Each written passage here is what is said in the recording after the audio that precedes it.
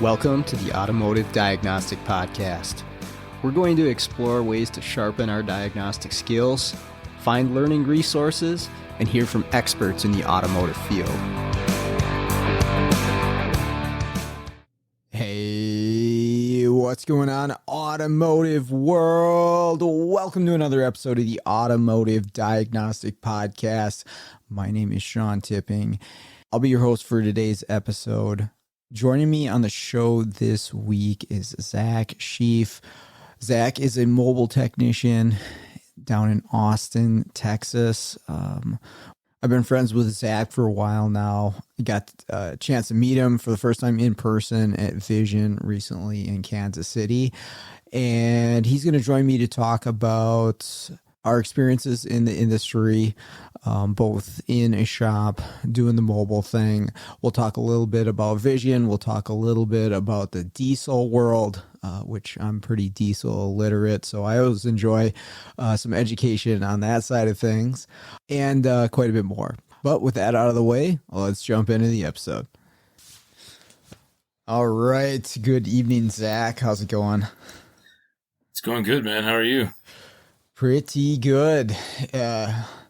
We are in the never-ending snowstorm up here in Minnesota, it seems. It has been ridiculous, the amount that we're getting. And I'm looking out the window right now, and it's been snowing all weekend, and it is still snowing right now. I'm just like, I like winter. I really do. Like, I don't mind it, but man, by March, like this time of year, I am so done with this.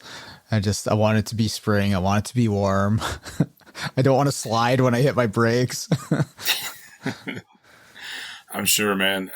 The snow I've been around, I mean, it's so, like we had a couple of years ago, had what we call it snowpocalypse here. Yeah, down in Texas. Down in Texas. And it was, we had, I think, somewhere between 5 and 8 inches throughout the like Austin and just sort of, down through San Antonio area. When the last time we'd had anywhere close to that was like 1984 or 5 or something. Oh. So it's just like the whole world stopped. Like we had gone on a ski trip the week before in Colorado, and our family's telling us like, oh, there's this, it's going to snow. And we're like, yeah, right. We'll get a half inch or whatever. So then we're driving back into the snowstorm. It's like the closer we get to Austin, the worse the road. I mean, it took us like 2 days to make a 1-day drive because it was, man. There's just no infrastructure here. So that when I see some of those pictures that you of the stuff that you guys have, I'm like, no thanks. Yeah, it is different when you're set up for it. You got the snow blowers and you got the plow system and all that. True. But yeah, I remember hearing about that down in Texas, where it messed up with the power grid and stuff, and shut down all the roads and everything. And that's just got to be crazy when it's something completely unexpected or just that like nobody's used to handling. Yeah, it was. We were very lucky. We did not lose power or water, and anyone we knew that we were like, you guys can come stay with us, and the roads were okay around us, but.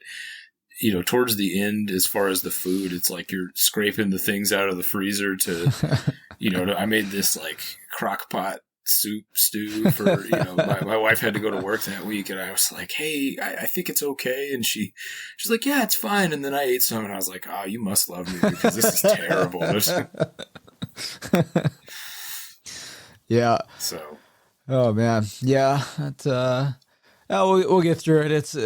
It'll turn eventually here, and I think the super cold weather at least makes you appreciate the warm weather that much more. Like June, July, man, I'm just loving life. It is awesome. So I'm sure it'll be here sooner than we know it. Yeah, I know what you mean. How do I pronounce your last name? Because I am not sure.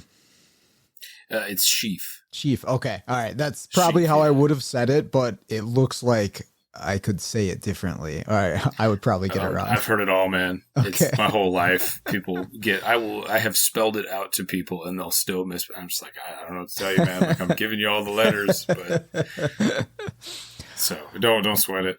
I always used to get tippin when people would talk to me and, or be interacting with somebody or I'd tell them my name. Well, when I was younger and honestly, until I was like, I don't know, 17 or 18, I dropped my G's at the end of an ing. So I would say tippin, and I just like I didn't realize it. Like it didn't process. Like you don't hear yourself the same as you hear everybody else, I guess. And so it would be anything with an ing, whether it be thing, I would say thing, or running, run-in, and eventually somebody pointed out to me, they're like, "You're not saying the G at the end of your ings," and it's just like, a light bulb goes off. I'm like, that's why everybody says tippin when I'm trying to tell them my name. And yeah, just ridiculous. And then I went back to my parents. And I'm like, hey, why didn't you tell me about this? Well, it turns out they were kind of in the same boat. It's just like that speech pattern transfers from one generation to the next. So I've really worked hard in the last 15 to 20 years to pronunciate my INGs. That's funny, man. That's just the way it is, though. Yeah. It's, we say y'all here like it's a religion, and it's, it's just I am like, I take pains to try to like spell and have my grammar be right, but at the same time, I appreciate like the colloquial, the things that people say. And so it's like, you can have two different areas or two states speak the same language and not really understand each other because it's just like, what? Like some of that real thick Cajun dialect is like, so. Yeah. I think we all do that. Oh, yeah. I pick up on the Canadian stuff, the boot and oot. And so it definitely comes through, but it's really interesting. Like you develop just those little differences in the way you talk, the same language, but it depends on where you grow up and the people you grew up around. It's just part of who you are. Absolutely. We have I don't say it too often, but there's the you betcha, and then so if I like bump into somebody accidentally, it's and I can't even stop it. It just comes out of my mouth. Just sorry. Yeah. No, I get that. Fixin' to, that's another one with us. It's okay. When you're not used to, fixin' to is pretty much as good as saying I'm doing it right now. But other people come here and they're like, fixin' to, so is that like 5 minutes? Is it 30 minutes? It's like, no, man, I'm doing it. For sure. How would you like your vision trip? What was your favorite part about that? Man, it was really awesome. That was my first time to go in person. I'd made virtual vision in 2021 and thought, I'm going to go in 2022. I was like all pumped. Still not as cool as being there in person, but it was enough to like kind of satiate that. And then I was like, cool, I'm going to do it. And then like the next month I found out that I was having a kid, and I was like, well, I'm not going to be leaving my wife at home with a 3-month-old baby so I was like, next year we'll go. And when I heard that registration was open, made sure that like I wasn't just going to be taken off and like abandoning them. We're pretty well into a routine now that it's not so bad. But yeah, it took me 10 years to finally make it in person. I first heard of Vision in 2013, which, interesting thing. So a guy named Vince Manship, I don't know if you know the name or not. He's a trainer, used to train for ATG, and he was our area rep here for years and has, gone on, worked for a number of different companies. But he was the first one to tell me about Vision.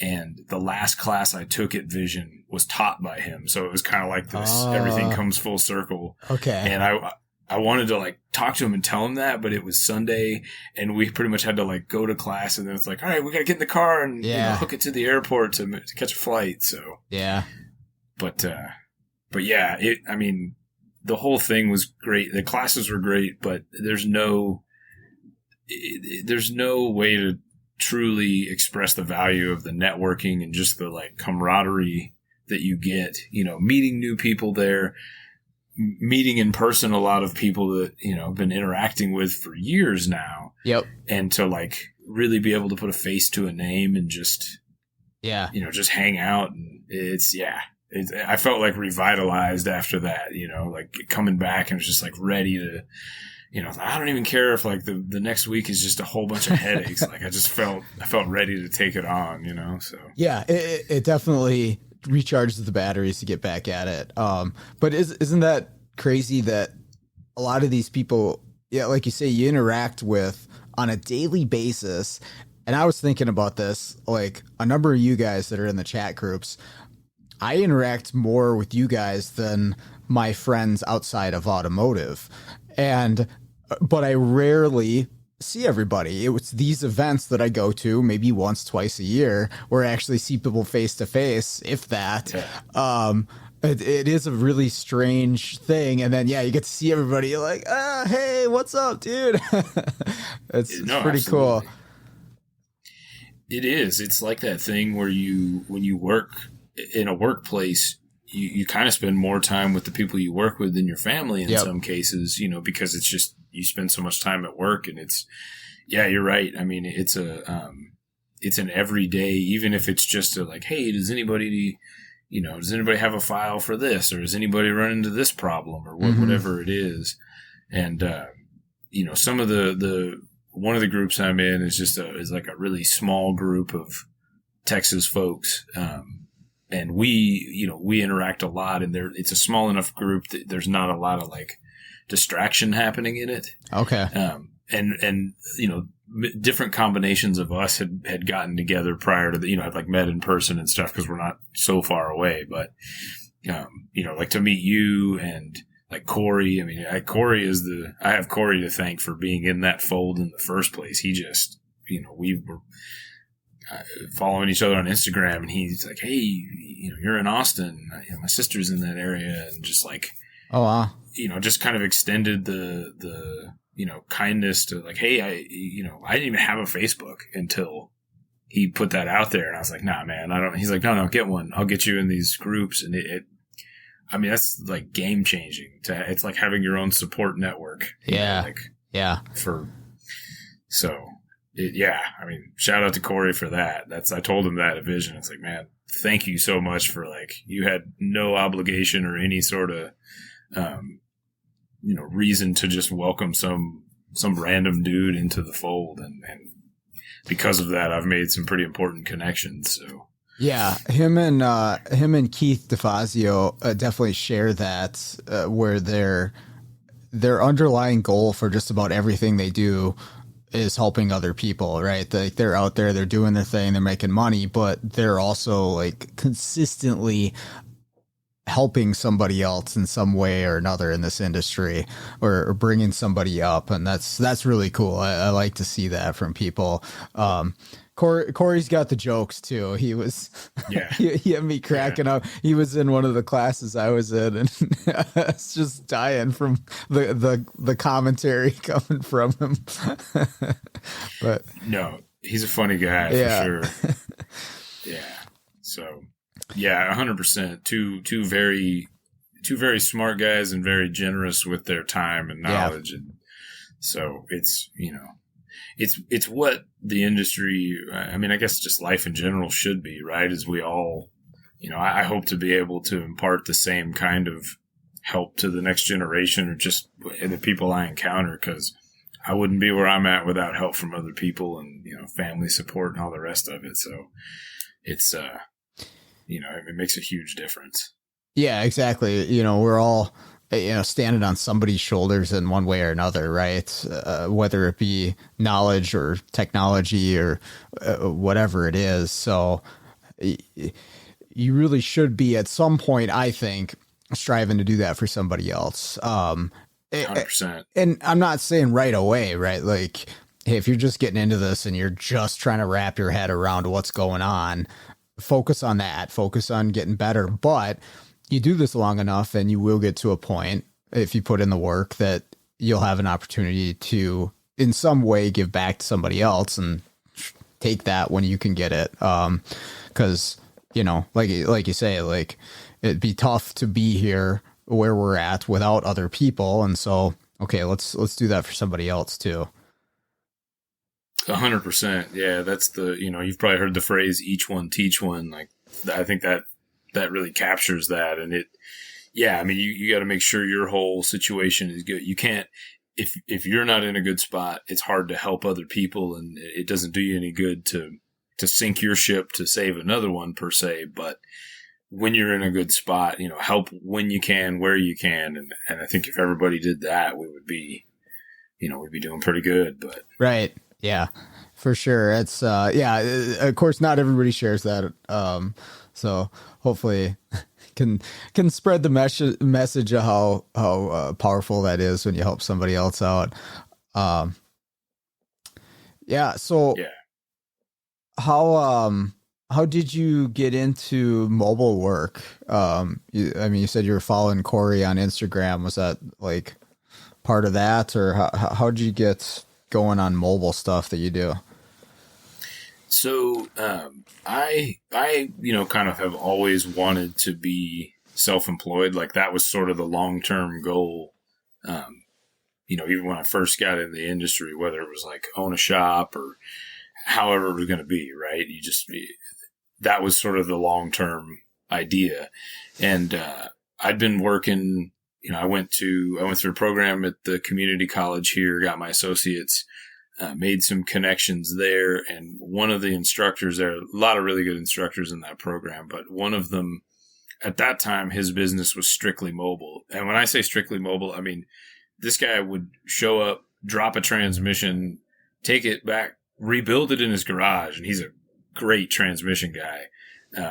And like take it back and do by himself. I mean, wow. Still to this day, one of the sharpest techs that I know. I mean, really smart, really hardworking, and that thing, very generous with his time and knowledge. And so I did an apprenticeship with him while I was at the college, and had always kind of like your friends, your family, like work on their cars kind of thing. Mm-hmm. Which, no shop to do it in. You're doing it in somebody's driveway or whatever the case, right? And so that apprenticing with him was kind of a deeper dive into that.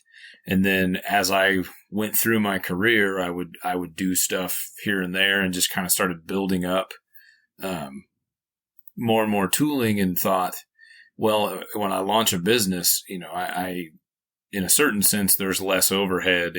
I came to realize that the overhead's different with a mobile business. Yeah. It's not necessarily less, but the initial buy-in of like, well, I can save up some money and buy a truck, and then I can get, equipment for that truck while still working at a shop, and then sort of just transition into that instead of having to worry about like, thousands of dollars a month in rent. Yeah. Or what, you don't have to buy a $1 million building.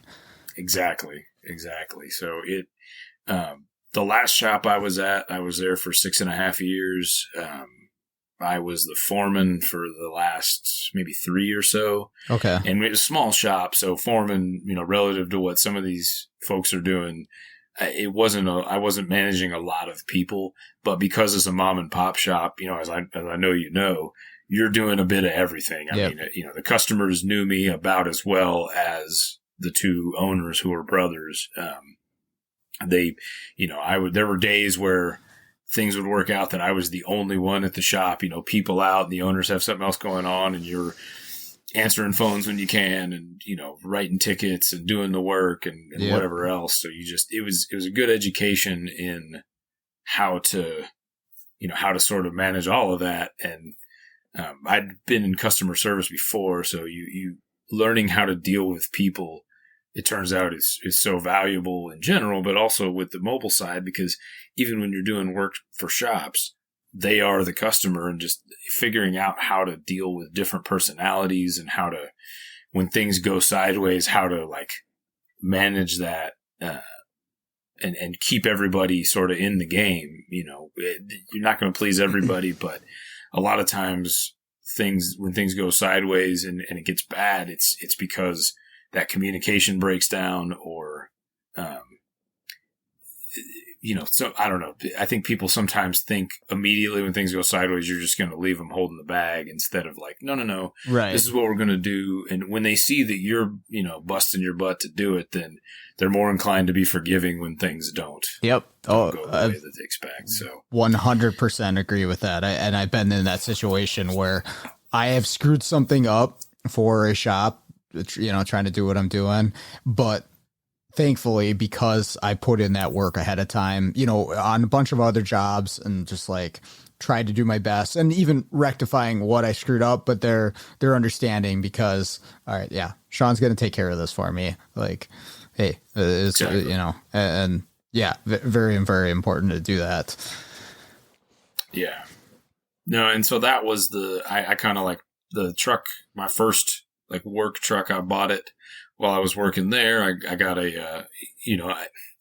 it's funny the things you learn after the fact that you go, if I could do it all over again, I think if I was to start this business all over again, I would have gone in strictly just to more the kinds of stuff that mobile technicians do, the diag programming, the not doing any repairs. But going into it, I thought like, well, this is a new business. I've got to be willing to do whatever I'm going to do. So I have a 30-gallon air compressor that's I've had for quite a while. That's been on multiple different service trucks over the years, and toolboxes full of tools, and so I'm doing repairs on site. I'm like slowly transitioning my way out of that. I'm trying to leave that part of it behind. All but right. It started off where it was just whatever I could get my hands on to pay the bills. Sure. And in the process of that, wound up with some fleet accounts where I have one customer that's outside of the city that they're like a welding and fabrication business. So they've got, forklifts and excavators and, not a ton of equipment, but enough of it. And I worked rental equipment for a few years earlier in my career, so I wasn't totally walking in blind. Okay. And I've always kind of had that mentality of like, if I can get service information and understand how a system works, I can figure it out. I might not be the fastest at it because I'm not the expert on that system, but I always like to challenge. You realize as time goes on that that's not always the most profitable way to go about it. And so I've right. tried to narrow my focus a little bit, but it's kind of a double-edged sword, right? Because it's not always the best to cast such a wide net, but at the same time, you have a very varied set of experiences that teaches you how to be, flexible with stuff. I always worked independent shops where a lot of times in rural areas where we did work on everything that came through the door. So, yep. Yeah, you get a 4-wheeler or a tractor or anything like that. All right, let's figure it out because we don't have it. A lot of times for us, it was like, well, we don't have a whole lot of else to do. Like there's not a lot of other work here. So this guy wants us to fix his tractor. All right, or his boat or whatever, we'll figure it out. And like you say, it's not efficient by any means, but you sort your way through it and you're like, oh, okay, well, a motor's a motor and electricity is electricity. And right. I found out that the AC system on tractors is a 134 system, just like on cars. So, yep. All right, cool. I can figure that out. But yeah, when you're trying to be efficient, it definitely sucks. I've been running into that, with diesel stuff lately where I am not a diesel guy. I could count probably on two hands the diesel trucks I worked on as a tech. And so I get a lot of calls now for the emission systems on them where they're, the countdown 50 miles until you're limited to blank miles an hour or whatever, or so many starts left, and boy, it's been tough because I don't even know the systems. I don't even know the acronyms on them. So I'm gonna have to look this stuff up as I go.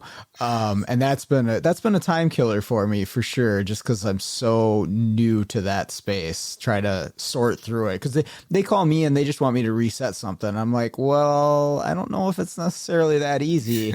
I think you probably have to fix what's wrong with this. Well, what do we fix? I don't know. I'm not the guy for that, so it's been interesting for sure, but I'm trying to sort my way through it. Yeah, it's there's definitely a lot of overlap. Especially I would say more so now with GDI stuff. Yeah. And seeing some of the, I haven't run into any of these yet, but I'm sure you've heard too about like the gasoline particulate filters that we're going to start seeing, and I heard about that at everything Vision. else. Yeah. I have not Yeah, seen one. and same. I'm sure if there's anything on the road here that's got them, they're still under warranty and likely under some longer than usual warranty, like is typical, because they have the most problems in the very beginning. And so the automakers end up having to say like, well, we'll extend the warranty coverage so that we don't get a class action lawsuit and have to pay out that way. Yeah. But everything is so connected on a diesel as far as like, you get a code for something that is, say like a problem with the efficiency, or like a NOx efficiency code or something like that. And you're thinking like a problem with the SCR, and it's like, no, turns out that the EGR is not doing what it's supposed to do. And it didn't code for that, or that, the diesel oxidation catalyst is not functioning properly. So the exhaust temperature is not getting hot enough to cook the soot out of the DPF to do just a passive regen, and or even an active regen. And then it becomes where it's this domino effect of you're expecting one thing based on the code, knowing, of course, that codes aren't always exact, or often aren't. But it's just the more you see how they're interconnected, the more it becomes clear. And then just, I guess, the nuances to each manufacturer and the way that they do things. Something that's true for, say, Cummins may not be true on a Caterpillar, because they're doing different stuff. I know you're not really seeing Sure. Caterpillar so much, but case in point. Yeah. So do you handle diesel stuff while you're doing your mobile work? I mean, do you get calls for def codes and things like that? I do. Currently, I would say the bulk of the diesel work that I have been seeing is more on the fleet side with equipment. So like, depending on the age of the equipment that they have, some of it is still old enough that it's pre-emissions. Some of it will have emissions equipment on it, but I kind of wonder, and I don't do enough of it to be able to say that this is true across the board, but I sort of wonder the way in which a lot of the equipment engines are being run versus a vehicle, if they have less problems with, say, incomplete regens or something like that. Because you jump in say like a skid loader, once you get going, you're at a constant RPM for most of the time, right? So if a passive regen needs to happen, at this RPM range and with the exhaust temperature at whatever the parameters are, you're not doing this thing where you're just sitting there idling a lot if the thing's being worked. Whereas if you're driving a diesel truck in stop and go traffic, if it's cold, like cold the way you guys get, it might take forever before that engine gets up to operating temperature.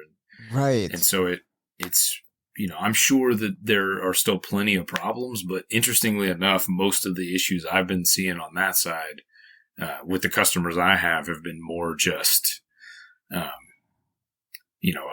a fuel system problem, or I had a customer with a Cat forklift that the engine, it says Cat on it, but it's really a Perkins engine. Okay. And it's a gear driven water pump, and this water pump blew, and the, chocolate milk oil, where they thought, oh, we've blown a head gasket, we've done something big like that. And it was just, just typical mechanical failures that you would see on potentially anything. So, okay.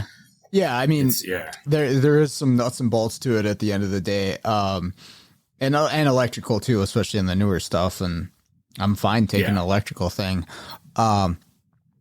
Okay. For the diesel illiterate, such as myself, what is a regen? What is it doing? What's the point of that? So the idea there is that diesel particulate filter is designed to capture particulate matters, soot, which is essentially a type of hydrocarbon. Okay. And the inside of it is, it's more, the structure inside is kind of similar to a catalytic converter in the sense that you've got a lot of different passageways, but it's designed where, it goes through one passage and there's a dead end, but then there's another way out so that the exhaust keeps flowing. And the idea being that there's all these little pockets inside to trap these pieces of soot. Okay. And then it's measuring the pressure drop across that diesel particulate filter to say, okay, and the sensor is very similar to like a DPFE sensor on a Ford EGR system, something that you're familiar with. Sure. It's looking at pressure drop across that filter, and when it gets to a certain level, it knows, okay, we are X amount restricted. If the vehicle is being worked in such a way that the exhaust temperature is high enough, then you'll get what's called a passive regen, which means that the computer doesn't have to do anything. The temperature of the exhaust is hot enough that it will naturally cook that soot out of the DPF, and it turns it into ash, which gets trapped in the bottom of it. Okay.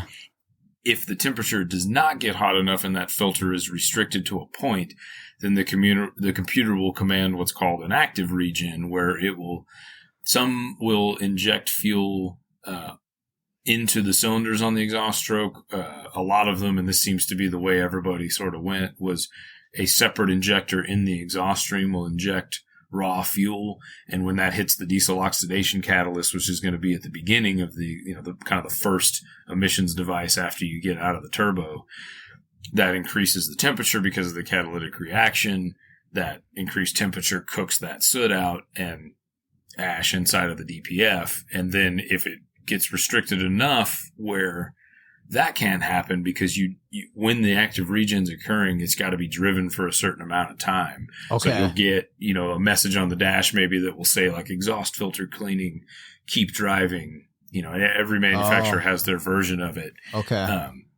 And you can, if you say you get 15 minutes into a 30-minute regen and engine gets shut off, they will pick back up where they left off. But if this thing is just a lot of short trips, it never really gets a chance to do it, or it idles a lot and that filter gets really full, then you'll get what is called a stationary regen, where on some of the like medium heavy trucks we'll have a switch on the dash for the driver to initiate that. I don't think I've ever seen that in a light duty application. No, I haven't either. Yeah. Or it's a scan tool function, which is the forced regen, where you got to park the thing like away from everything else. Yeah, it gives you a bunch of warnings on the scan tool. Like, oh yeah, it may get really hot under the hood and everything. Yeah. GM has, I don't know if they've changed it on the newest versions of them. But my old shop, we had a fleet that was all GM stuff. So we did a lot of Duramax work there, and they tell you to pop the hood on those to allow for, and I mean, those things sound like a jet engine when they're doing a stationary regen. It's just that turbo is like spooled up, and we would park it like close enough that we could go shut something down if we needed to, but like where there was nothing, we had like a granite drive parking lot, and we'd park it, make sure there was we stuck a stick like just behind the exhaust when we first started seeing those to see what would happen. And I mean, it started smoldering in a matter of seconds. We were like, okay, let's, but I mean, the exhaust can be 1,000 degrees on the end point of it. Yeah. I mean, it's nuts how hot it gets. Wow. And then so it's, and the design of a lot of those, you've maybe noticed that the exhaust tip on trucks that like the Ford Power Strokes, the GM stuff, looks kind of weird. It looks like it's kind of like double layered to it. The way they design those exhaust tips is such that like the Venturi effect that occurs there from the exhaust exiting will pull cool air to it to help cool the exhaust there. Yeah, it's the wow. I could see where like putting an aftermarket exhaust on there could create problems if the emissions system was still intact. Usually if somebody's putting aftermarket exhaust, every single truck I seem to touch that's a diesel has been tuned and deleted. I'm just like, oh, come on. Like, I'm trying to do my normal programming stuff. I want nothing to do with diesel deletes or tuning. I have no interest in it. And it's like every single one I touch has been messed with in some way or another. That's, I don't know. Do you guys deal with that down there too a lot? Or are you in a mission state? So we are. Texas is funny because there's, I think, 254 counties in Texas, and only 10 of them, last I checked, do emissions inspection. Okay. Which is, so they do it by county, and Travis County, where I'm at, does emissions inspections, but not for diesels. And it's all through the OBD2 port. Whereas, they just look to see, do the monitors go ready? You can have one monitor that's not ready, no codes, that sort of thing. Okay. So there's not like an actual 2-speed idle test or anything where they're strapping it to a dyno. I want to say that where Houston's at, they do something more comprehensive, and maybe Dallas. And I don't know if it's just because they're larger cities or who makes that determination. But yeah.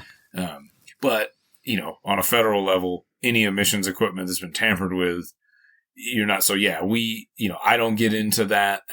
When I worked at that last shop, we saw a lot of diesel trucks. Period, just fleet stuff and people's personal. And you get people that would, we want you to delete it, or it is deleted, and we were always just like, no, that's not, like, that is not legal on the road. Like, you can think whatever you want to think on your own, but like, we're not taking that risk. We don't want those headaches. We don't want to get shut down or fined or any of the rest of it. Yeah. And, so it's just, I see both sides of it. I mean,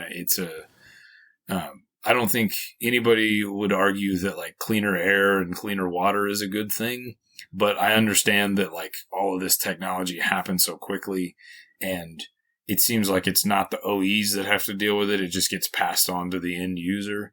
Like, well, we developed it enough to get it out there, and then it just sort of like, we'll fix it in the field. And so when you're trying to make money with that, if it's breaking down all the time and it's costing you thousands of dollars, I mean, that, that's not reasonable to expect somebody to make a living that way, especially if you're a small operation. Right. Most of these trucks are being used for that, is for a business in some way or another. And yeah, but hardly drivable, if drivable at all, once these systems stop functioning, or, there's an issue with them or whatever. So it's not just like, Mrs. Jones can't make it to the grocery store. It's, this company is losing, thousands of dollars because they can't, complete their business. So, exactly.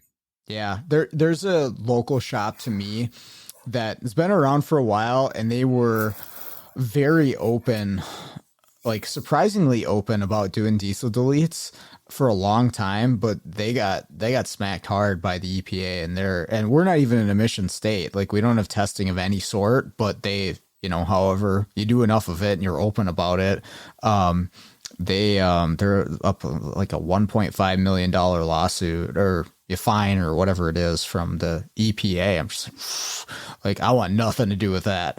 No, thank you. No. Same. Because people ask me all the time, hey, can you turn this off? Can you delete this? Nope. I don't want anything to do with that. Yeah. I'm the same way. When I've been asked about it, I say, nope, I'm sorry. And, you know who can? I sure don't. Yeah. It's just not, I don't get into that. And I don't recommend it because besides the legal ramifications, it's a, there's a whole lot to that. I'm sure we could spend an entire podcast or more just talking about that thing, but yeah, it's, there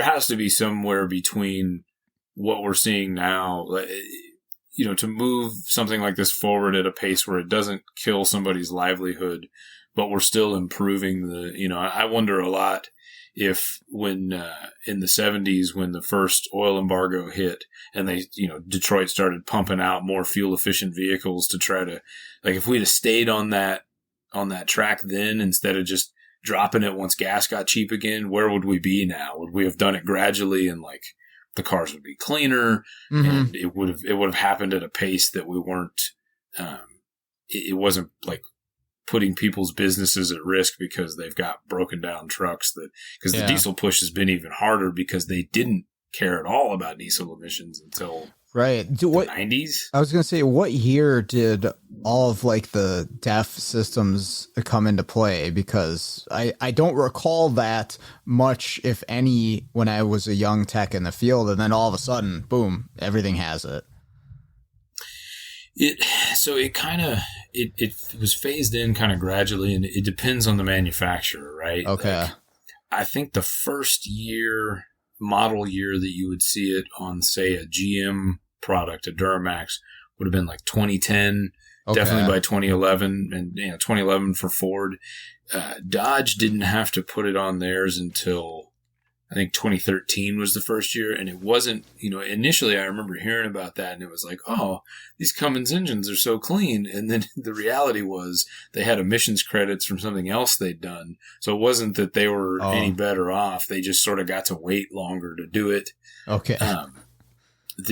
As far as trucks, like over-the-road trucks, I think similar time frame, the DPFs hit first.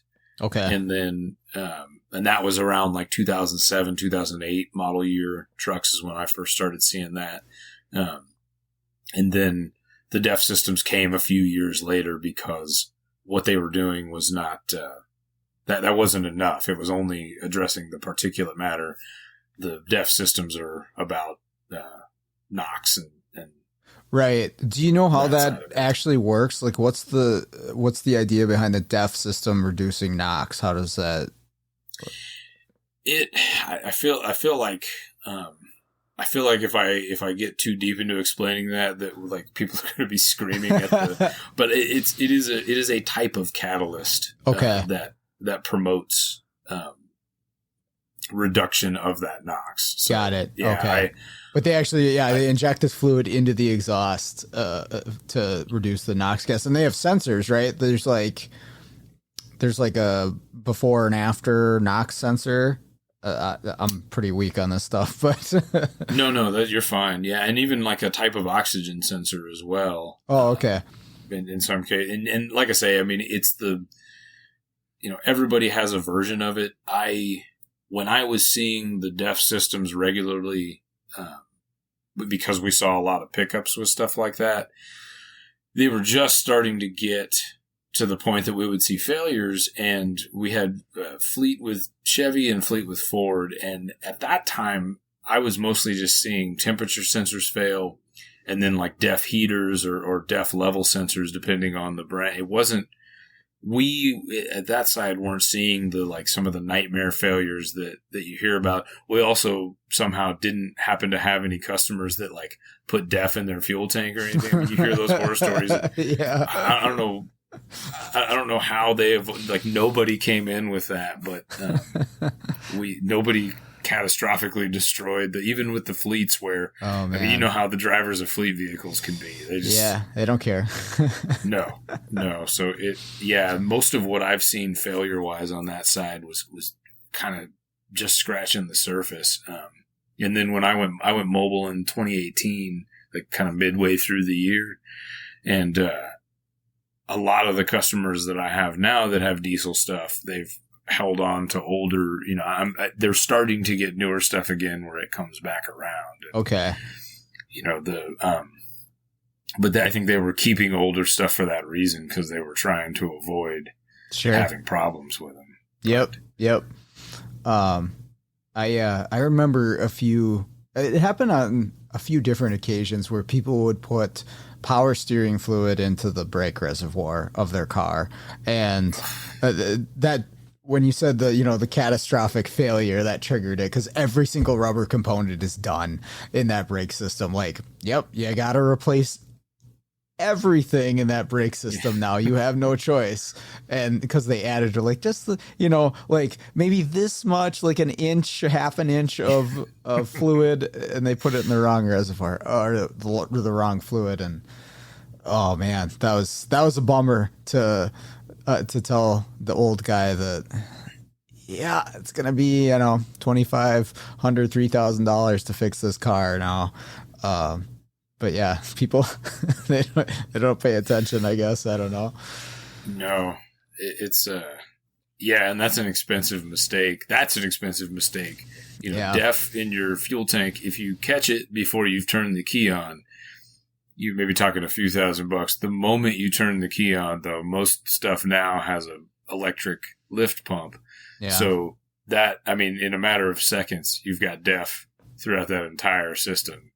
And it's, tens of thousands of, and the reality is that even if somehow something didn't get some, you have no way of knowing that for sure. So if you're spending all that money to replace what you do know is going to get it in there, do you know you what don't happens? want to roll the dice. Do you know it crystallizes? Oh, okay. So yeah, throughout the fuel system, injectors, pump, all that stuff.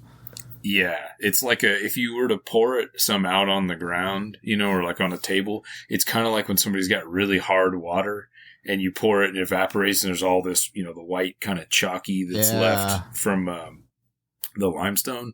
It's that, but like way, way worse. I mean, just spilling it, when we would fill the trucks up, you spill it and it gets on something and it's like these white crusties on everything. So it's just, and I'm sure the ammonia component of it is not good for anything either.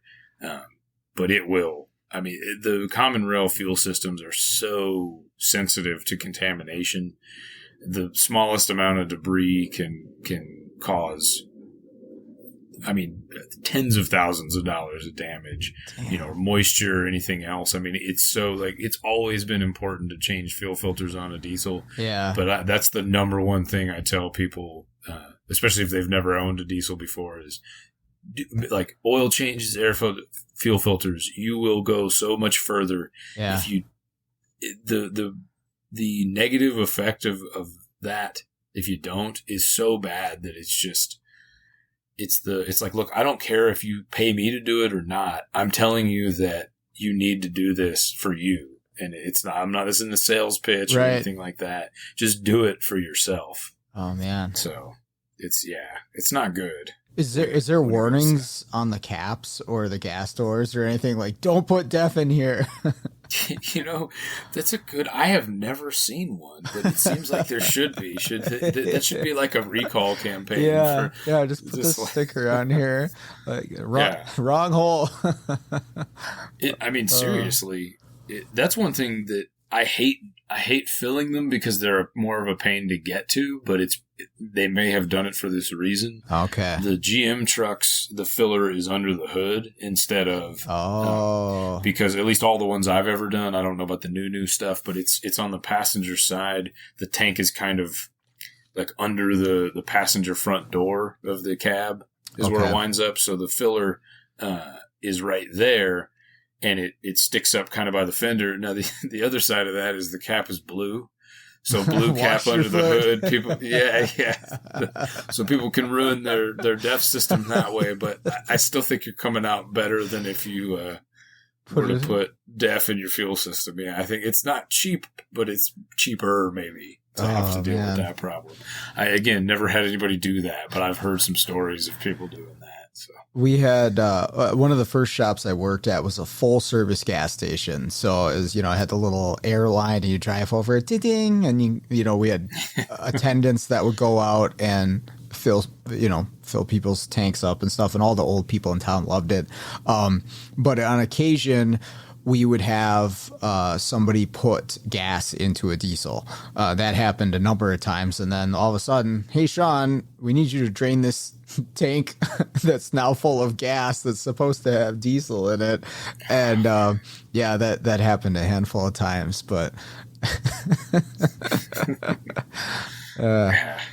it's just that simple stuff like that.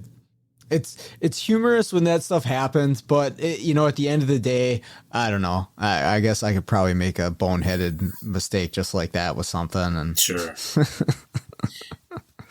absolutely. I mean, we all got so much going on that I think usually when you make that kind of mistake, you're thinking about 10 different things and you're not paying attention. And the next thing you know, it's, that not paying attention turns into a really costly mistake that you probably only make once. I would imagine once you get that repair bill, that's the last time. Yeah. But oh boy. Yeah. It like hurts me that's the kind of news when you give to a customer, like, it's not your fault, but just like, oh man, I really feel for you on this. Like, I believe that you didn't mean to do this. And if it happens the second time, then I don't feel bad for you. So Right. Somebody's sabotaging you. Yeah. What? Oh, go ahead.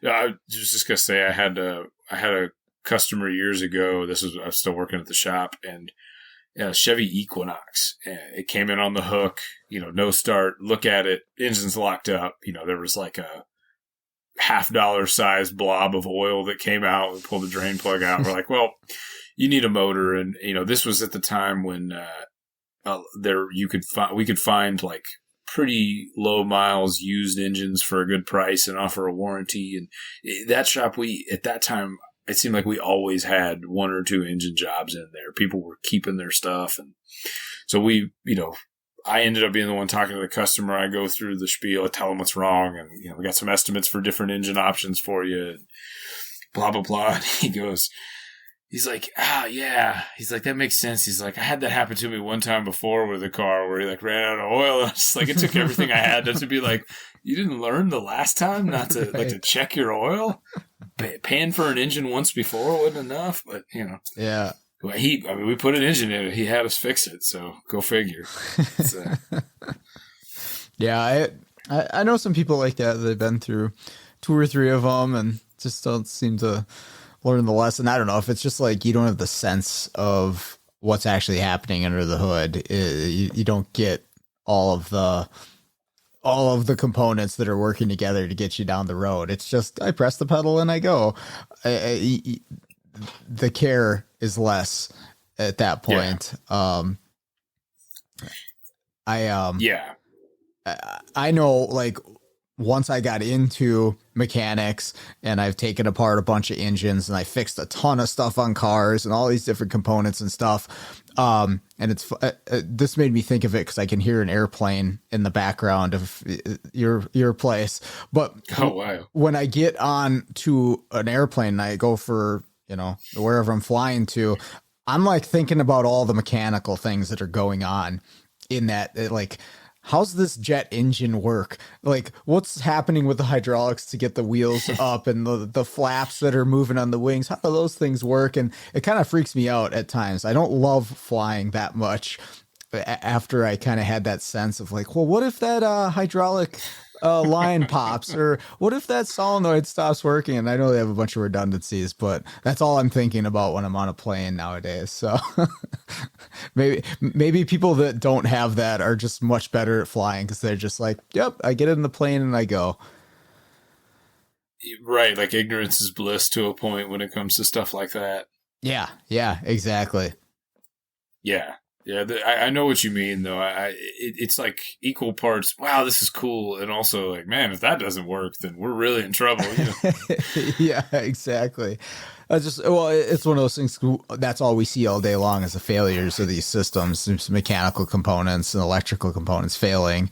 And so you're in something where your safety depends on the mechanical, electrical components working correctly. You're like, what if that goes wrong? How sure are you that this is good to go? Yeah, exactly. When it actually, in reality, it's safer to fly than it is to drive. But yeah. We drove down to Vision, and that really wasn't too bad. It was like 6.5 hours up here from Minnesota. I didn't mind that at all. Straight shot down 35, and I think that's what I'll do from now on when I go. Yeah, that's not bad. We talked about it, and depending on who, like everybody in the smaller Texas group ended up going. So, we span from like San Antonio up through Dallas, which is that's a pretty big stretch of it's all I-35 corridor one way or the other. But if you're coming from Dallas up there, it's probably about the same amount of drive for you. But coming from Austin, it was like 10.5 hours. I looked it up, and I was just like, man, it's a haul. I like road trips, but in the interest of being gone as short a time as possible, and like, yep, family and everything else. Like, I looked at what the tickets cost and how long that flight was, and like, I'll just fly. Yep, call it a day. But yeah, that totally makes sense. What do you drive for your mobile rig? What do you got?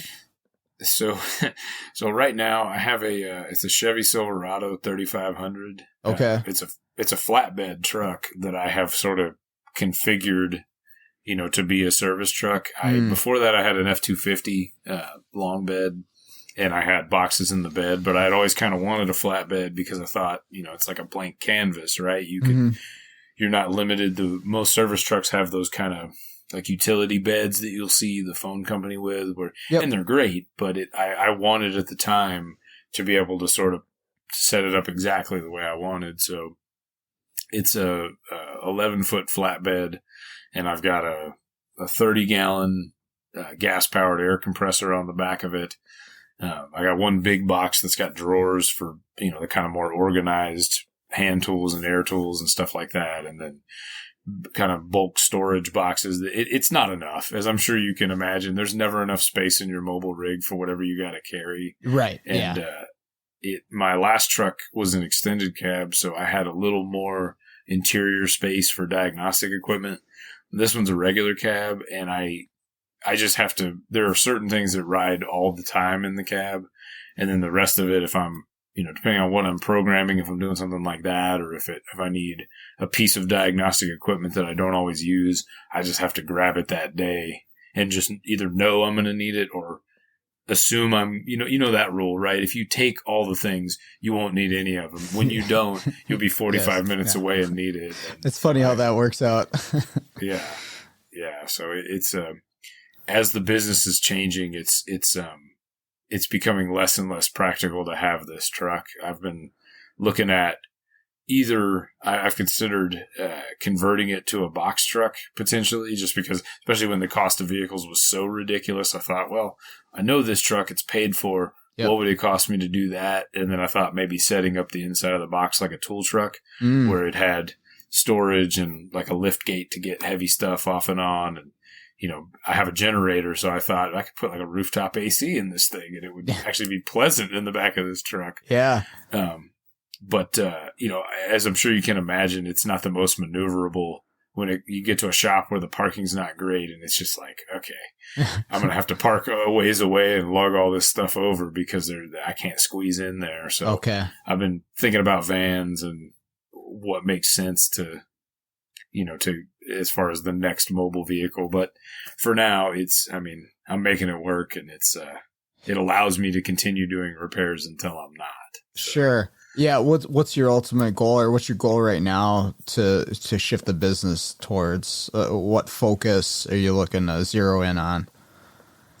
So my focus, I would say maybe always, but a long time, my favorite part has always been the diagnostic side. It's making that profitable, I feel like is a challenge for the industry and, certainly for mobile techs, because you're having to bounce around to where it's at versus say you open a shop that specializes in diagnostics. The big advantage a shop has is everything's coming to you. So if you hit a wall over here, you can, we'll put a pin in that. We'll bounce over here for a minute and whether it's waiting on a part or just you got a diag that's kicking your butt and you need to walk away from it for a minute. Yeah.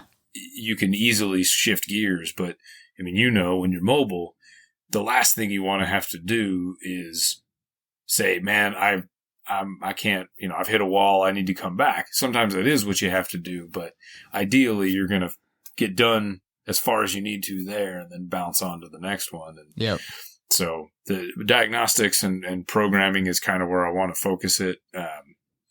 The programming mainly because that goes so hand in hand now, and also because there's good money in programming, to be sure, at least for the time being.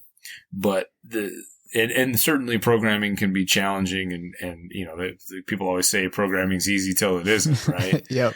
And then you're really scratching your head. But I really enjoy putting the puzzle pieces together as far as the diagnostic side of it.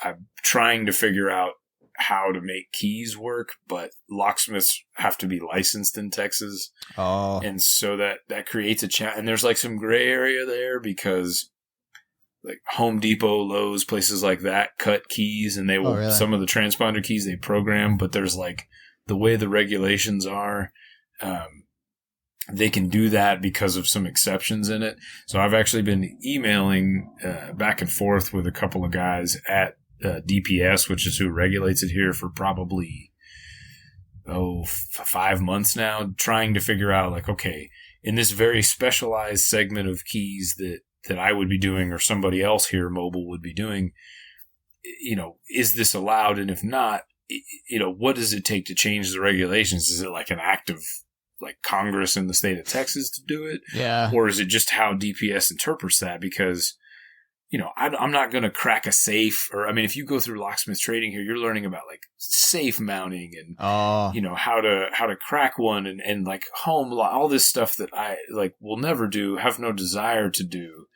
It's just the side of keys that we see. Yep. And, more and more with module replacement, stuff like that. And so I kind of think if you've got your VSP, that should be sufficient. Yeah, I would because imagine their whole so. deal is it should be, but they don't even know. I mean, when I brought up Mastiff and VSP, they have no idea what that is, or if they do, they don't recognize it as a legitimate credential. So even though we're going through background checks and have to carry insurance comparable to what a locksmith does and everything else, they, their whole deal is they don't want to skirt the regulations because of auto theft, which I get. I don't want to be a part of auto theft either. Right. I just want to be able to, do what I need to do. So yeah. I'm not investing in any key equipment until I know that I can do it without getting trouble. Doesn't Don do keys? I think he has a key set up. He does, and or maybe I shouldn't say that. Yeah, well, that's so. We have gone back and forth. A group of us have been talking about this for a while, and it's funny because based on what DPS has told me, if you had a brick and mortar shop and you were just doing keys for, like, you were open to the public and you were just doing keys for your customers, it sounds like you would be within the exceptions that they offer for that, because that's sort of that's why dealerships don't have to have a licensed locksmith, because it's for vehicles they sell or lock cylinders they sell that they're doing key. That's pretty much what they told me. Okay. And I was like, well, what about Home Depot and Lowe's? Like they don't sell lock cylinders for Toyota, right, or anything like that. And they're like, well, it's because they're a physical business. And, my argument was, well, my service vehicle is my business. So if I'm within the confines of that, I'm willing to be open to the public in whatever capacity you're asking for to be allowed to do this for shops. Not that I want to do retail keys, but right, if that's what gets but they just, they've been really, they've been pretty communicative with me about it, but it still is just like, everything is so nuanced that it's like, is this okay? Well, read this long page of regulation. It's like, I don't want to, like, let's get down to the yes or no on this. Yeah. I want you to say it. I don't want gray area before I spend thousands of dollars on stuff. So, yeah. So I don't know how likely you would be for something to come back on you, but it seems to me that rather than getting involved in something like that without knowing, there's other business I can do that I know they're not going to come. Yeah. Oh, exactly. It's and we talked about the diesel deletes, but the other things, airbag modules. I've been asked many, many times to reset crash modules and stuff. And okay, I could get into it. I don't know that there's anything, there's no law against it that I'm aware of. Sure. But like the potential legal ramifications if that car was in another accident and the airbags didn't work, it's like I have enough other work that doesn't have that potential risk that I can do, that I can safely just say no thanks to that. Like I'm send it to the $40 online service because I'm not going to do it for that cheap anyways. But yeah, thankfully I have enough other work that I don't have to have those concerns around, so I can say no to stuff like that. So I get where you're coming from there for sure.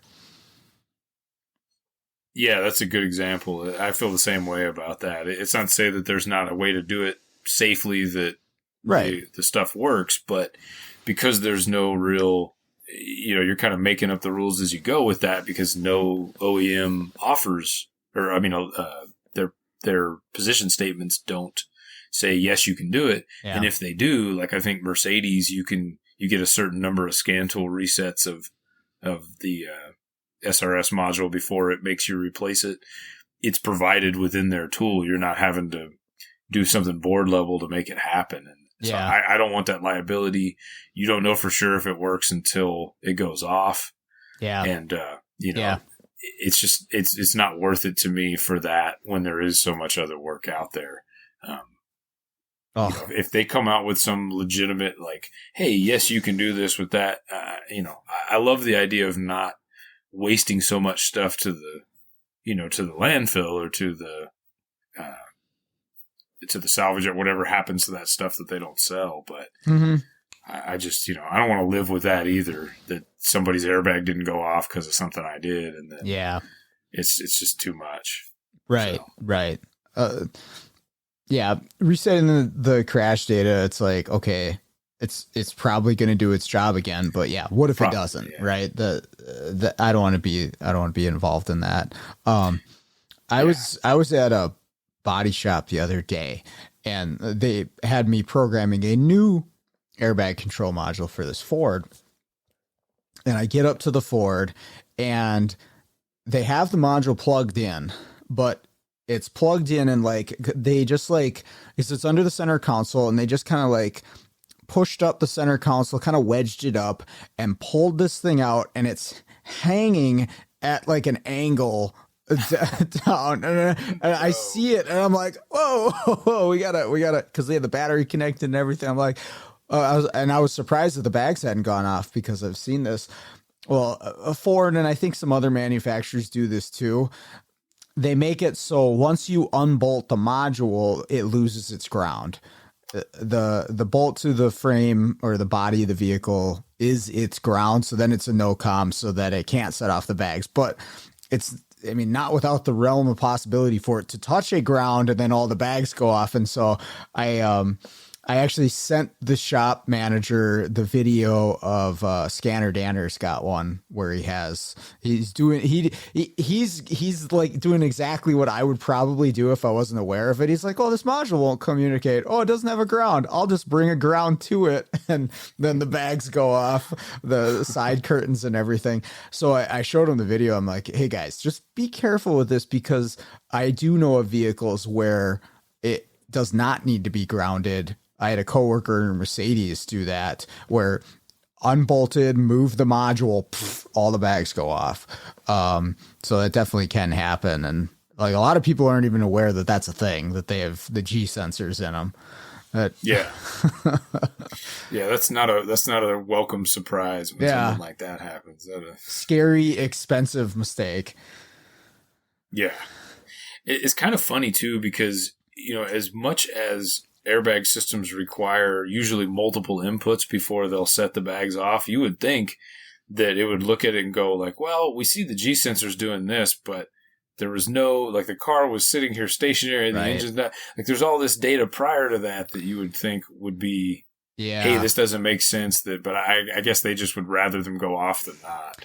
That was one of the things, because when I was at the college, I taught the airbag course. And so I did a lot of research on it, and it is so tough, I think intentionally, to find the strategy on manufacturers' airbag deployment. Like, they keep all of that proprietary, and I believe it's because of the legal ramifications, right? Like, they don't want it spelled out there. This is how our airbag systems work and don't work, and when they do and when they don't. I think they keep that to themselves and only disclose what's necessary, so that when they're in court for something or another, that's just my assumption anyways. But you can't find strategy on how it's supposed to work, right? There's none of that. It's just, here's the code, replace this part. That's it. Yeah, what you're saying makes sense. There is so much legal, so much liability, I guess, wrapped up in that they don't, which I'm sure is where, back to the component replacement thing, that's why they're saying it. It's not to say that those components wouldn't work the way they're supposed to in a second crash or a third crash, or that anyone that is, doing that takes pride in their work and that is doing the resets now. That's, certainly no shade to them or anything like that. It's just it's the question of how comfortable are you with the lab? Yeah. The what if, and everybody's comfort level for that is different.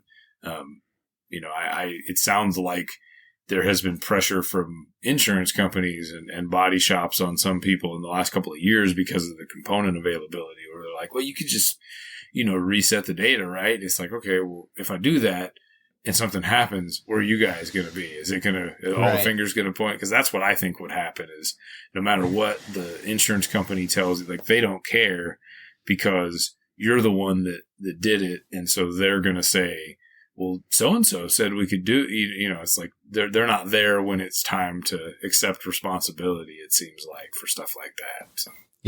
Yep, exactly. Anyway. Cool, man. I appreciate you spending some time with me this evening. Yeah. I hope that this is, something usable for the. Okay. Well, that's that was my greatest fear coming on. Is just like, man, Sean's gonna get done. He's gonna be like, I guess I'm about to scrap this and see if I can find somebody else to replace this. No, not at all, man. It's my favorite thing is just getting to talk to other passionate people in the industry. That's the best. That's where I love doing this thing. And that's what the show is all about. I'm not trying to sell anybody anything. I just like, hey, you love this field, I love this field. Let's share it. That's about it. Yeah, that's pretty much where I'm at with it. It has its ups and downs for all of us, but I still love it. Overall, I would like to see some changes made. Although, I think I'm guessing we're probably about the same age or around the same age. And I'm 36.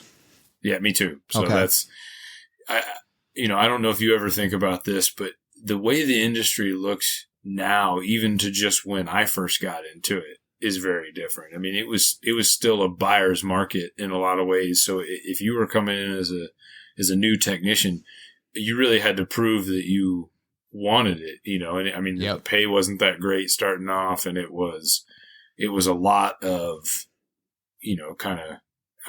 eating shit for lack of a better way to say it to get there. And now you're seeing the tide shift. And I think it's a good thing where there is, because of the shortage, which I think the industry has created and done to itself. I think you've mentioned this before where it's like, how are you going to attract somebody here where they're going to be spending, over $100,000 in tools and equipment plus continuing training that your employer may or may not be paying for. And, and then the pay is not going to be that good when you could become an HVAC technician or a plumber or an electrician and with a much smaller investment in tools and make, just as good, if not better money. Yep. You have to really want it and love the industry to do it. And that's great, but we can't expect every single person who's going to pick up a set of wrenches to love it the same way. But you can find really good people that are qualified and that would do a good job if you make it attractive enough. Exactly. That like, hey, I could make a living doing this, Yep. Yeah. There's got to be a model. There's got to be a pathway. There's got to be something to attract the really smart, awesome people that we need in the industry. And there is a lot in the industry, but obviously we're a skeleton crew when it comes to the whole of everything. Even if you just count up the people that came to Vision, which was a lot, if you divide that up over the US, it ain't that many, right? There's a lot more cars than us. And so drawing the right people in obviously takes a whole lot to it. It's such a complex, like just massive thing to how do we change this? How do we make it better? And I don't have all the answers for that for sure, but I think like we were talking about earlier, like trying to give back in a way where it can draw some people in. That's something that I've always believed in. That's kind of part of why I do the podcast. And, I look to other people that are doing things, that will draw people into the industry, right? Like people that have some awesome YouTube channels, like a Scanner Danner is the reference that everybody goes to, right? Like that, I'm sure has drawn in a ton of people into the industry. And there's other, we could go on and on with the YouTube channels and stuff like that. But you're right. It's so different than when I started. And it may have been partly because I was unaware of a lot of that stuff when I was a kid. But I mean, I guess when we started in this, YouTube wasn't a thing. Facebook wasn't a thing. Like none of that existed. IATN was it. And that was, such a small version of what is out there to a potential technician right now. Like all of the options and resources, information and people that you could have access to, just worlds different than what we had when we started out with this. It's a good, I think it'd be exciting to get into it as a tech right now, but I don't know. Maybe I'm biased. No, I agree with you. I think if you want to, if you're passionate about it, whether because you're a car person or just because you like this kind of work, something technical like this where you're working with your hands, especially if you can find the right shop, the right place to kind of learn and grow that has that mentality that you're always learning, you're always training instead of, being stuck in this mentality of like, well, we've done it this way for 30 years, so that still works. And that's not going to cut it anymore unless you're only working on, 30-year-old cars that are the same cars you did back then. I mean, you can't run a shop that way anymore. And I remember being at a class one time and the instructor said, when I first got into this industry, memorization made you a better technician. Like if you were working on a Chevy and you were doing a tune-up and you knew the firing order and the location of each of those spark plug wires on the distributor cap, and you could just rip them off and do that tune-up, you'd get the job done faster. And he was like, there's no way that you could memorize the amount of information you would need to do that these days, unless maybe you were only working on one model of one brand of car. And even then, they make some change in the next generation of it, and all that knowledge is like you're learning all over again. So it's your ability to find information has become far more important than your ability to remember information now. I feel anyways. I mean, some guys are photographic memory, and more power to you. That's fantastic. I don't have that. So I rely on my information finding ability more than my retention of it, I guess. 100%. I mean, it's great if you do retain something, and if you see something often enough, I think it's automatic. You will. Yep. Yeah.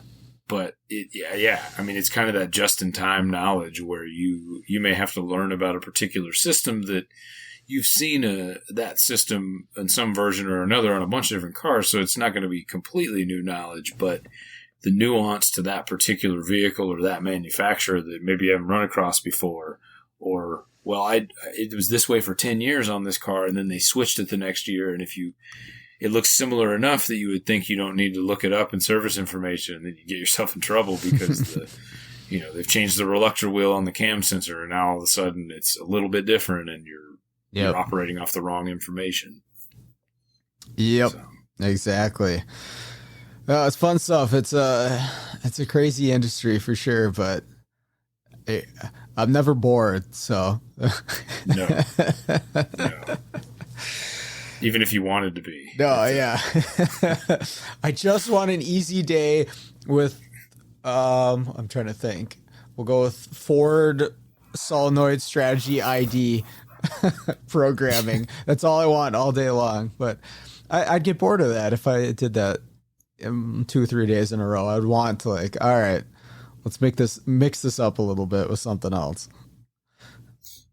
Yeah, that's the tough thing, especially when you're running a business, is like what is best for the business versus what you want as a technician. Dude, often doesn't line up. Yeah. I want those I want those really interesting, unique diagnosis jobs, but that is not good for business or efficiency in any way, shape, or form. I need those easy programming jobs where I can be in and out in 15 minutes. That's what's good for the business. Exactly.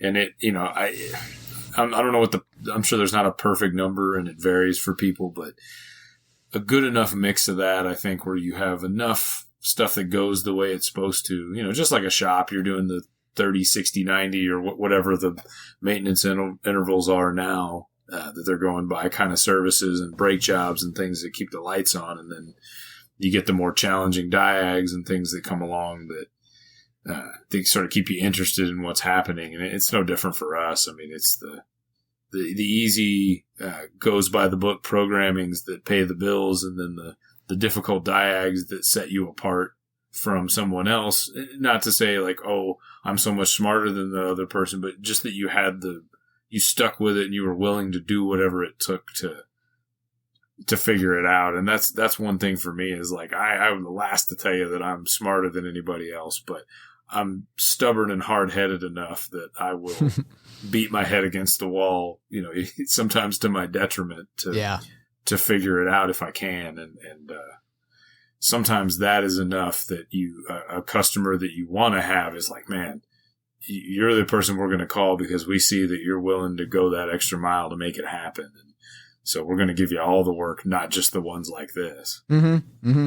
Yeah. Yeah. Once they know you'll take care of it, you'll figure it out one way or another. They'll get you in there. They'll give you that call. So that's where, most of my work has come from. And that gives you the word of mouth where they spread you around to the other shops and stuff like that too. So, which is where most of my business has come from. I just made a flyer, this past week, and that's the first, as a new flyer, and I hadn't made one since I started in 18, and because the rest of it had just been, I was doing part-time, but the rest of it was just word of mouth. Sure. Like, hey, call Sean. Oh, hey, I got your number from so-and-so shop.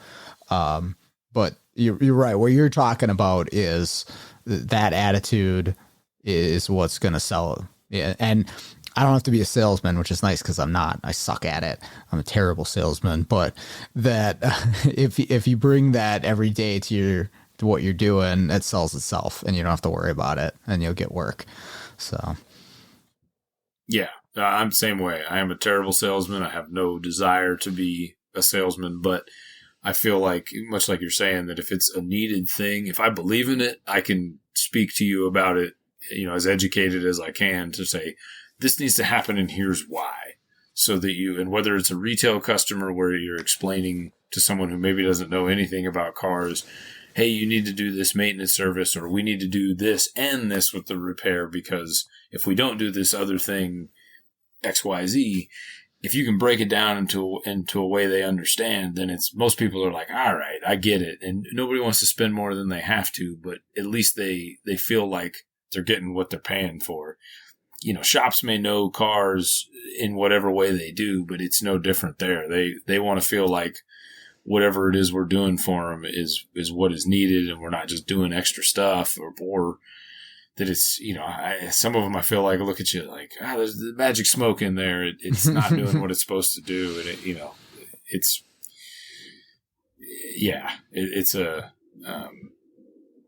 that is part of the challenge that we face, being customer facing too, is being able to break that down and show the value of that service to them. Yeah, I think it's easier with shops than the general public for the most part. At least they kind of get it, but yeah, there's days where that's not the case, and they don't understand they don't understand the complexity in some of the things that we're dealing with, or the variability of like, hey man, I've narrowed it down to, this subsystem or this set of things, but here's the variables, and you have to do this work. Like, you have to take this apart and see, or you like, hey, there's multiple problems, so you got to put this on there and then we'll see. Like, and that's where I have run into it with shops where they're like a little questionable, like, oh, you don't have the full exact answer for me. well, this is a really complex thing that we're dealing with here with multiple problems or multiple variables. And I'm going to give you the best I can, but I've been down this road before, and you could be also dealing with, or I don't know what you're going to find in there because this is something mechanical. That's where I've been up against it with shops. Otherwise, they seem to understand pretty well. Yeah, no, I would agree with you that on the whole, it's less of an explanation with a shop. Especially the good ones that aren't necessarily your. They know what their strengths are, right? Like it's fine that a shop is calling someone like you or like me to diagnose or program versus when you show up and like, we replace this module and it's we need you to program it. You program it and it still doesn't work. And then, hey, do you want me to diagnose it? And then there's like a fuse missing or something like that. It's like, come on, guys. Yeah. Like, you don't have to be like expert diagnosticians, but basic stuff. You need to be able to do that. Or call me before you stick this $1,000 module in. That's going to be better for you, for the customer. Like everybody wins if you know when to say like, hey, we're good at suspension and brakes. We don't know anything here, but the customer, came to us because they trust us. And then it's like going to a doctor, right? You go to your general physician for yearly checkups and then they see something outside of what they normally would do. And they're like, well, you need to go see this cardiologist or you need to go to this urologist or whoever. That feels like where the industry's heading. Mm-hmm. And maybe the sooner that's the attitude the industry has instead of just being, well, we're just going to keep throwing parts at this thing until, we finally throw in the towel. I mean, there's no shame in saying like, hey, this is not my area of expertise. But I don't know. I don't know if that's what it is. If it's just because we've been expected for so long to work on the whole car, or if it's an ego thing for people. I'm sure that depends on it's a case by case basis. But it's we talked about it in the college of like how many different systems or professions, if you want to call it that, you have to learn to be a technician to work on the whole car, electric and hydraulic and all of the mechanical components and so on and so forth, right? You can go on. And then let's add some more stuff. Now we have radars and now we have high voltage batteries and you just work on it all. Just fix it all. Okay, right. Cool. And do it for $60,000 a year, maybe. That's a lot of where the issue is, 100%. But I think in the long term, how it's going to play out is the need's going to be there because the stuff's got to get fixed, and we're seeing it right now. We can charge the proper amount if you can do the work. And so like you're saying, maybe eventually that turns into something where like, okay, we have a specific center for figuring these sort of problems out and me and you work there. And then, okay, for the nuts and bolts stuff, there's another place for that. Sure. For the ADAS stuff, there's another place. For the hybrid stuff, whatever. I don't know how that would work, but it'd be nice if it got sorted out that way. I don't know. Absolutely. Yeah, it seems like it's becoming so technical that it's going to be difficult. That there are probably always going to be those technicians that are going to be all around, can handle the whole vehicle and do it pretty efficiently. But, I was never the fastest flat rate guy by any stretch of the imagination and probably, got overly bogged in the details at times. But I'm glad that I worked on that side of it. I know a few guys that went just straight into the mobile diag programming, like never worked in a shop turning wrenches. And there's so much more you understand about what's happening when you've been on that side of it too. Oh yeah. And so, I can't imagine not had that experience, but at the same time, especially doing it mobile, I've done enough transmissions that, brake jobs, whatever, that I feel like I can say I put my time in, I'm okay with not doing that anymore. Yeah, I don't have to swing that 4-pound hammer at brake drums anymore. Like, okay, I'm Oh good. man. I'm good. Yeah. I don't have brake dust like in my nose and stuff. I remember like blowing my nose and there's like black stuff coming out. I'm like, that can't be good for me. No, I know they no. took the asbestos out, but that still can't be good for me to be up in my nose like that. Yeah. Yeah, some of those jobs are just gross and nasty, and your body's beat up at the end of the day too. My hands still feel it. Like I'll show people. I'm like, yeah, my fingers are crooked. That's just how they are now from all the wrenching that I did. Yeah. Yeah, you get your fingers start to curve from doing this, so much with the turning bolts and Yeah, exactly. yeah. I remember I had a boss right out of school, tell me that, and I'm just being like, yeah, whatever. And then time goes on, you're like, oh, all right, that is the thing. Yeah. Oh, I seen some of the old dudes at Firestone, and like their hands are kind of like swollen up from arthritis and stuff like that. And yeah, just kind of like it's like they got the claw going on. That's their natural position. Man, like it definitely it sucks to like sacrifice your body for a profession. And so in a way, and I don't want to make anybody feel bad if they're still out there wrenching all the time, but I do feel glad to have gotten away from that part of it. As I'm getting older, for sure, it's just much, much, much easier on my body. So I guess I'd recommend at least having a plan to get to that point. If you're still, out there wrenching, is like, how can I transition, at least even in my own shop, to a point where I'm not beating up my body every day, because it gets tougher every single year.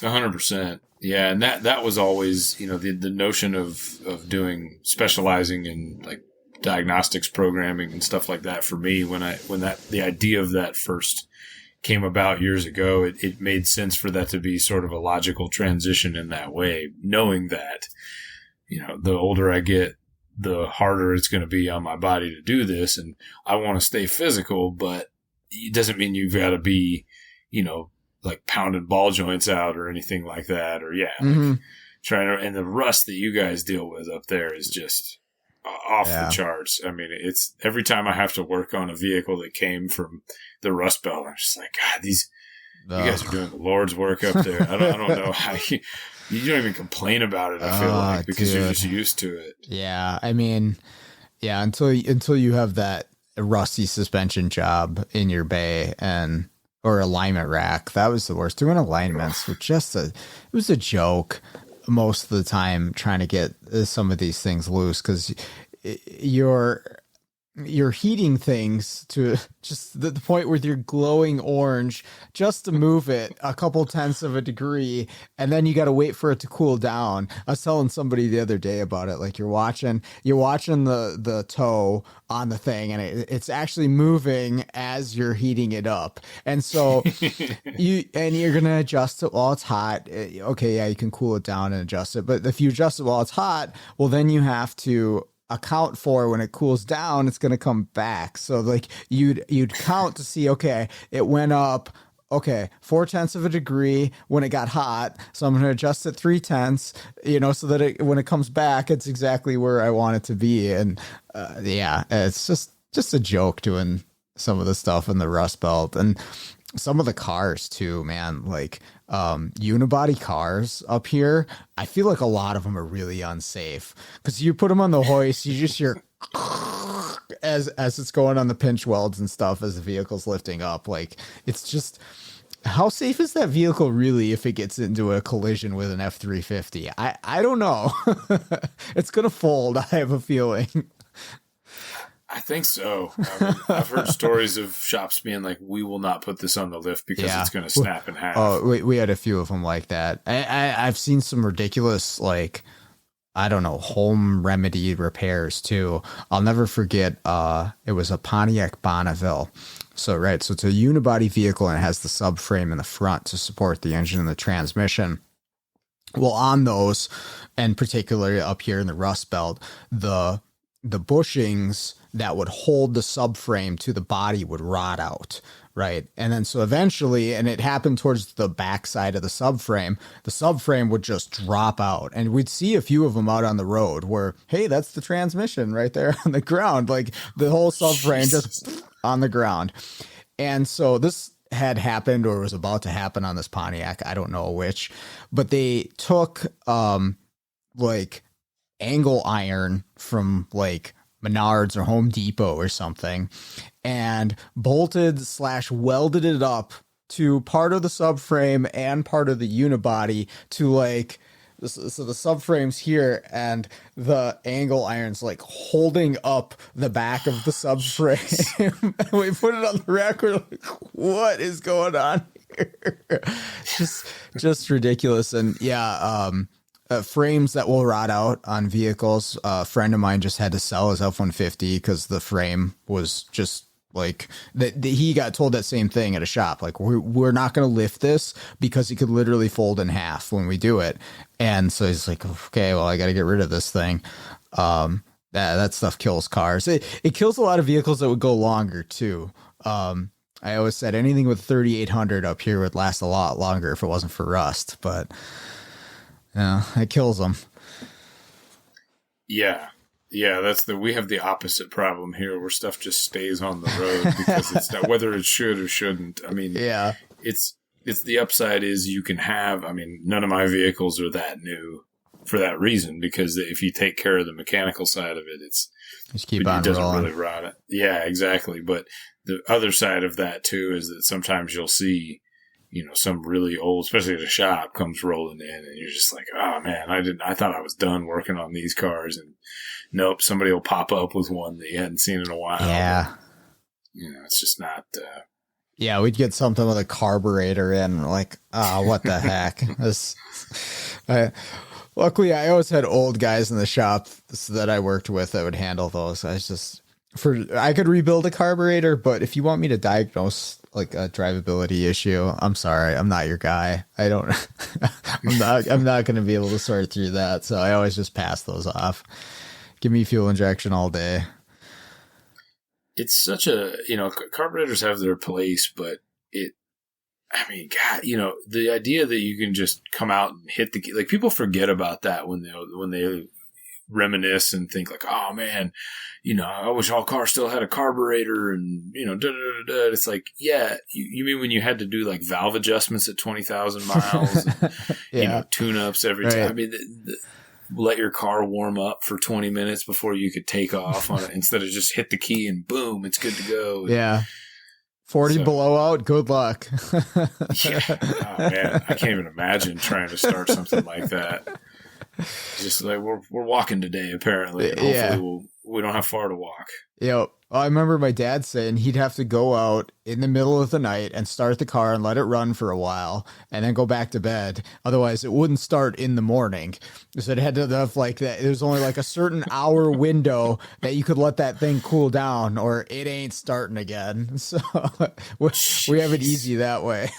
Yeah, no kidding. Oh, man.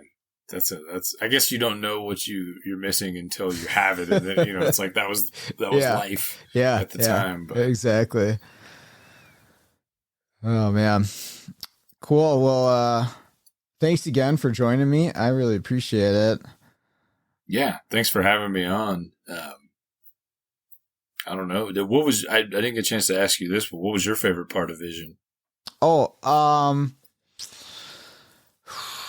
I really like Scott Manna and Scott Shotton's network class. That was really good. Did you take that one? No, I had, I think I was in Brandon Steckler's pressure waveform class at the same time. It was going on at the same time I had something else. Gotcha. But I don't doubt it was good, just knowing those two guys. Yeah. They put on a really good class. Why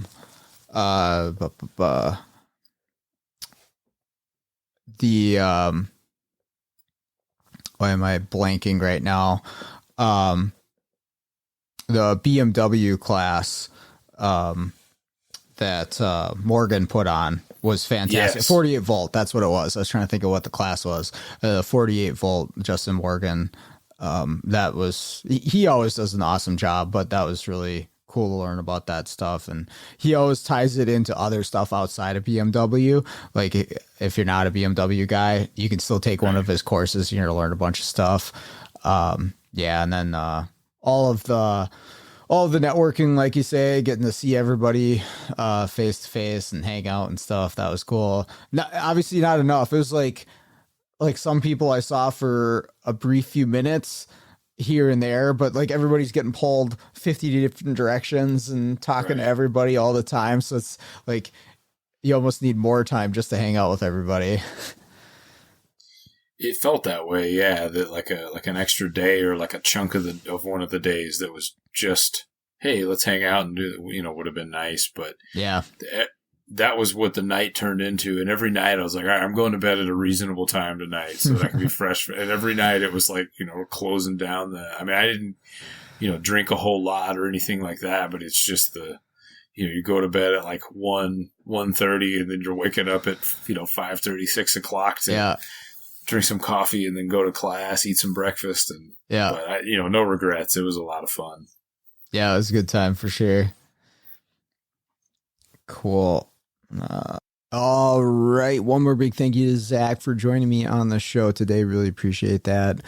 Great to meet him down at Vision and get to talk with him here today. Also like to thank everybody for listening to the podcast. And as always, all the feedback that I get on it. It's really cool to get to talk to a lot of you down at Vision. I really appreciate it. Everybody that managed to find me and shake my hand. Awesome. Great. It's really, really cool, honestly, to meet everybody. So that's all I got for you today. Thanks for listening.